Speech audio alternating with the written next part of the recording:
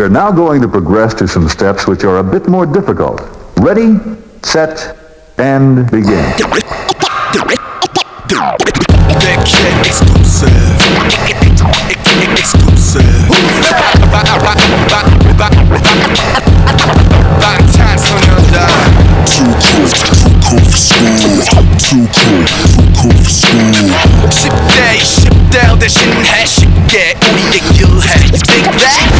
Assalamualaikum warahmatullahi wabarakatuh. Hai, kita dari kelompok 4 akan membawakan materi tentang rantai nilai teknologi informasi dan bisnis. Saya Aziza Salsabila Putri, saya Nindya Ajeng Pramudita, saya Nabila Asri Rodian, saya Omega Septiani Gutok, saya Nurhanita Salsabila. Selamat menikmati guys. Dah.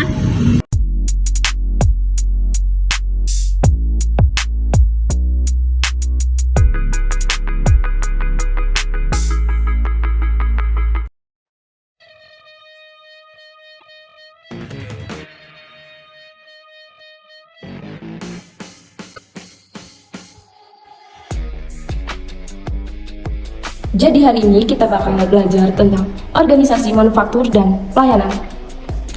Yang pertama nih, teman-teman pasti udah nggak asing kan sama yang namanya organisasi manufaktur.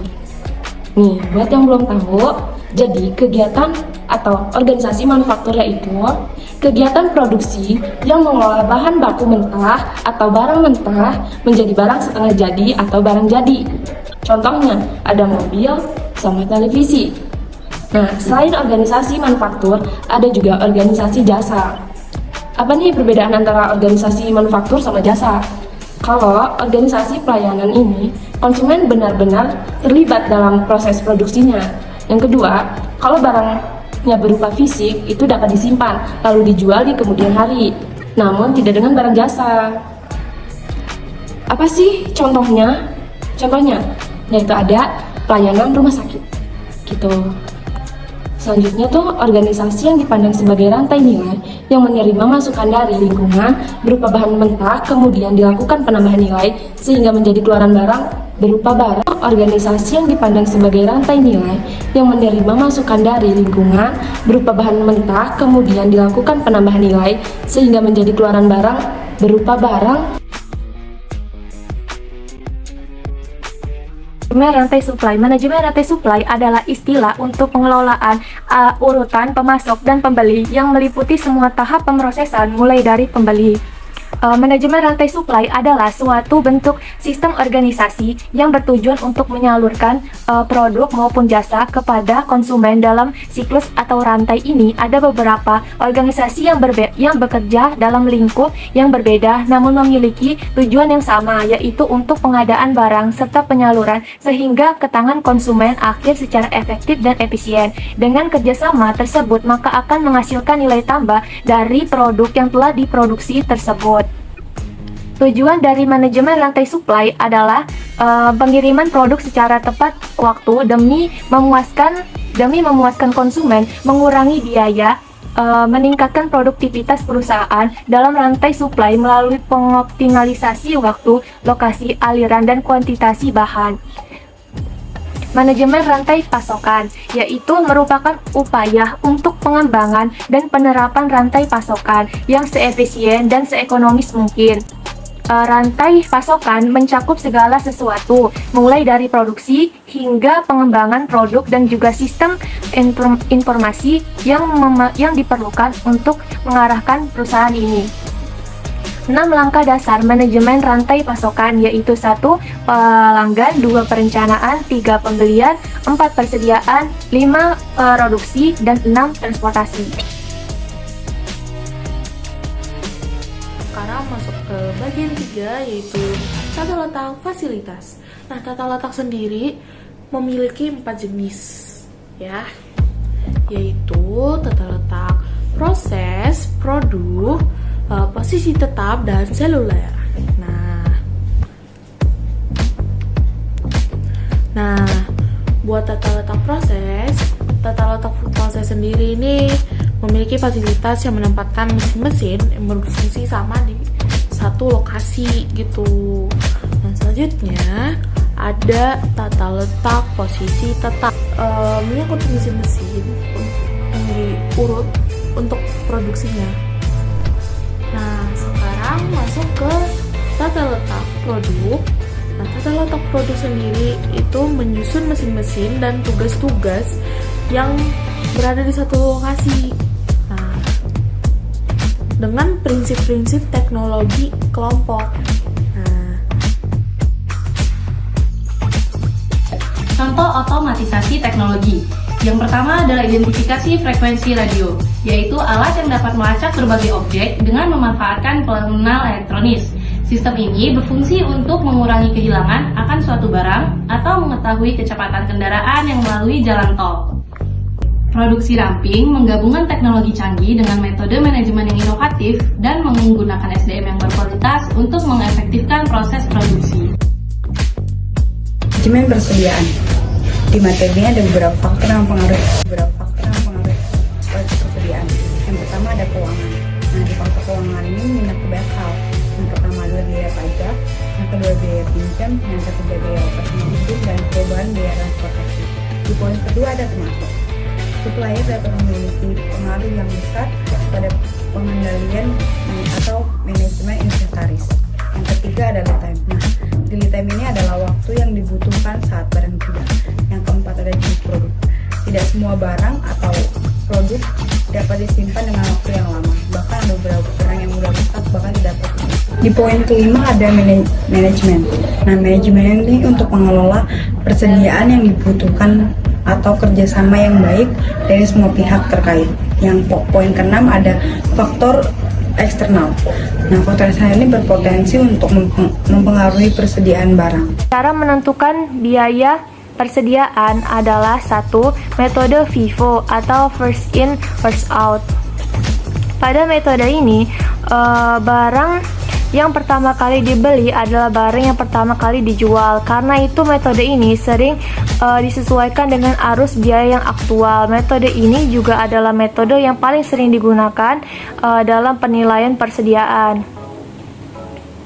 Metode ini juga menyesuaikan persediaan barang yang akan dikeluarkan tentunya akan sesuai dengan kegiatan produksi yang dinilai kurang lebih sama dengan harga yang pertama kali masuk. 2. Metode LIFO atau last in first out.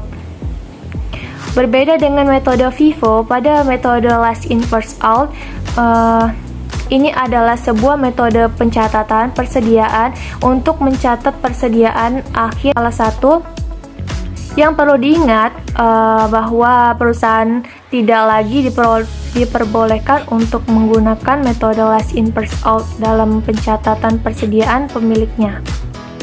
3. Yaitu average. Metode average ini adalah metode yang biasa digunakan untuk perhitungan biaya per unit persediaan dengan cara rata-rata yang tertimbang. Caranya dengan membagi jumlah biaya barang yang tersedia untuk dijual dengan jumlah unit yang akan dijual sehingga dapatlah biaya rata-rata per unit. Setelah mengetahui biaya rata-rata per unit, maka langkah terakhir adalah dengan menghitung persediaan akhir dan beban pokok penjualan. Ngomong-ngomong, udah pada tahu belum apa itu e-bisnis? Aku kasih tahu nih. E-bisnis adalah suatu jenis kegiatan usaha yang dilakukan dengan menggunakan sistem informasi yang sudah terkomputerisasi. Apa sih manfaatnya? E-bisnis adalah suatu jenis kegiatan usaha yang dilakukan dengan cara menggunakan sistem informasi yang sudah terkomputerisasi. Gitu, teman-teman semua. Apa sih manfaat kita kalau kita menggunakan e-bisnis ini? Yang pertama, pastinya tuh kita dapat mempermudah untuk memperluas pemasaran. Kenapa demikian? Karena kita kan menggunakan layanan digital nih. Jadi para pelaku bisnis dapat memperlebar cakupan pendistribusian barang. Nah, dagangannya dengan menjangkau lebih banyak konsumen dari berbagai daerah.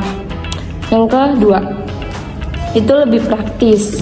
Ya udah tau lah pasti kan kenapa bisa dibilang lebih praktis, Karena kita tuh nggak perlu repot-repot untuk datang ke toko untuk lihat barangnya tuh gimana. Kalau tokonya jauh, kita harus ke sana kan, itu repot banget kan. Kalau sekarang tuh nggak perlu, cuman cukup lewat HP doang, kita udah bisa. Jenis-jenis e-bisnis. Business to business. Transaksi antara sebuah perusahaan dengan perusahaan lainnya dikenal dengan istilah B2B. Yang kedua ada consumer to consumer. Transaksi antara seorang konsumen dengan konsumen lainnya. Yang ketiga adalah business to consumer. Transaksi elektronik antara perusahaan atau bisnis yang menawarkan produk atau jasa pada konsumen. Yang keempat ada consumer to business. Keadaan saat konsumen melakukan penjualan barang atau jasa. Government to business. Nah, government to business ini yaitu pemerintah bekerja sama dengan sebuah perusahaan untuk melakukan interaksi secara online. Nah, contohnya sendiri itu ada perhitungan pajak perusahaan. Nah, selanjutnya ada business to government. Ini tuh kebalikan yang tadi ya guys. Nah, jadi bedanya ini tuh perusahaan dengan pemerintah atau dikenal juga sebagai pemasaran di sektor publik. Nah, selanjutnya ada government to government. Nah, government to government ini untuk diplomasi juga untuk kepentingan masyarakat, bisnis, dan perindustrian.